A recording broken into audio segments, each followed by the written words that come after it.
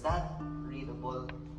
I think I have asked that the last time. Yes, that is not new to people nowadays, especially students with Asian parents. Of course, I know you guys can relate with me. Okay, so before we start, let me tell you a story of me and some girl I liked back in elementary. It was practically puppy love, yeah. Those type of cringe memories that we don't really like going back to. So, we lasted like 3 months, and then to skip to the part where I related to this, she basically made the post rating her, let's say, how do I say it without making her look like she's like people she had connections with, let's say, the intimate connections, and I happen to be one of them, and she made a Facebook post rating all of those, let's just say, crushes and people she spent time with. She was given a description of each one, and of course, as someone who can't really move on easily, and this post was made after like what, a year after we cut things off. And of course, I scrolled down to my part, and lo and behold, my name is there. Not really my name, but my initial, HD.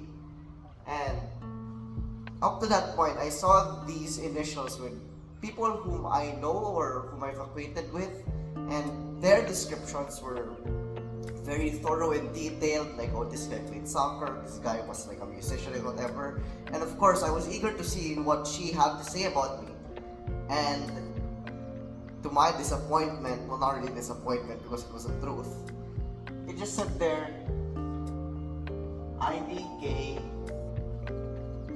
He was smart. And ever since that experience of mine, I just had this, let's just say, obsession, for a lack of a better word, to make sure that my personality does not revolve around this anymore, especially this word. Because ever since I was young, I was practically raised with the mindset that your academic performance will most likely dictate your standing in society. At least that's what I remember it as. And of course, you all know that's not true, that's not the case. There's more to life than just education. Knowledge, perhaps, but education, definitely not. And I can't stress it enough to people who are close to me who not really rant, but expresses worry regarding academics. Aside from just academic pressure, it's more of academic expectations wherein we think that, at least in my case, I thought that high grades equals we get what we want, or high grades, everyone likes you. But judging from this, like just seeing someone who you spent some time with and to some extent was important to you describe you as someone who was just smart.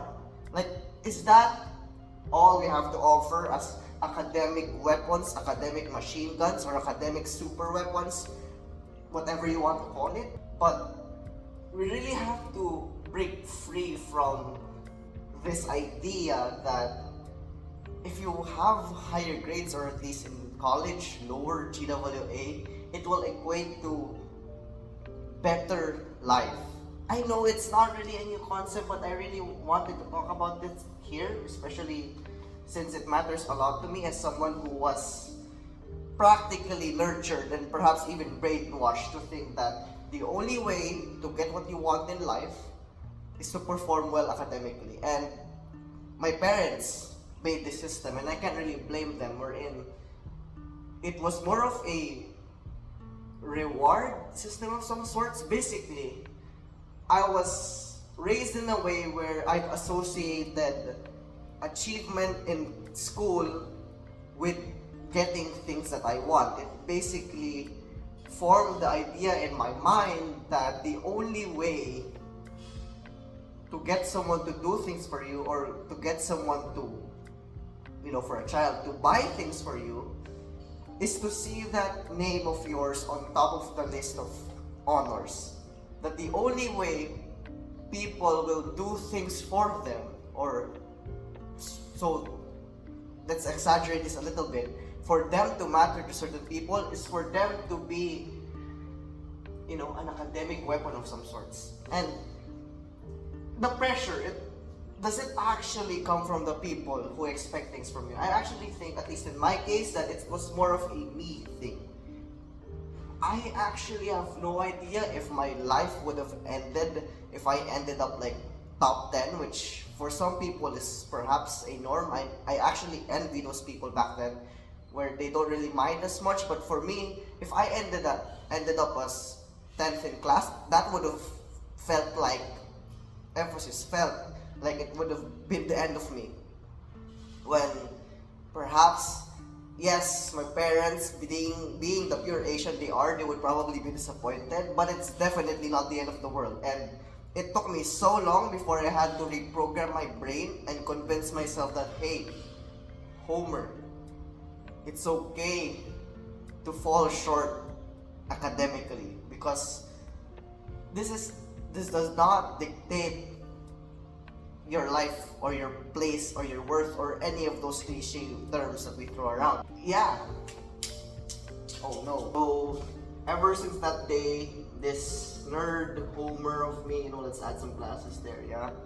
This guy, yeah, I use him sometimes. He's useful. Of course, he's a nerd. He's really inclined into being an academic, if not weapon, at least an academic performer, good enough to be able to keep up. And again, I've made a promise to myself that in college, I made this promise when I graduated elementary, not to flex, but in fact to make the opposite point as salutatorian, that I won't ever put myself in this metaphorical pressure cooker that I constantly put myself in back in elementary. And that took a while for me to implement, because 7th grade, it was really soul crushing, because when I was put up against the actual academic weapons, back to the salutatorian point, I was salutatorian, but once I graduated, it only felt good for like that 30 seconds that I went up on stage, shook the president of the institution's hand and took a picture, and that's it. But I graduated salutatorian and I was put into a place where even the dumbest of people are more capable than me, who is apparently a salutatorian. So that really changed my perspective in life. Academics. So in college, I am in a pursuit of knowledge and not education. I can make an entirely different video on how I think the education system should be restructured into, but I think that would warrant so much preparation. I'm making no promises, but perhaps expect a video similar to that. So I guess that's my story.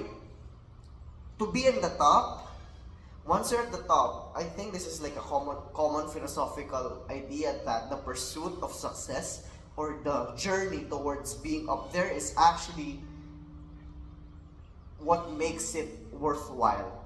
And of course, my entire life I thought that being on top is all that there is to it. Like once you're on the top, everything will be fine. Top of the list, top of the grades, top of everything.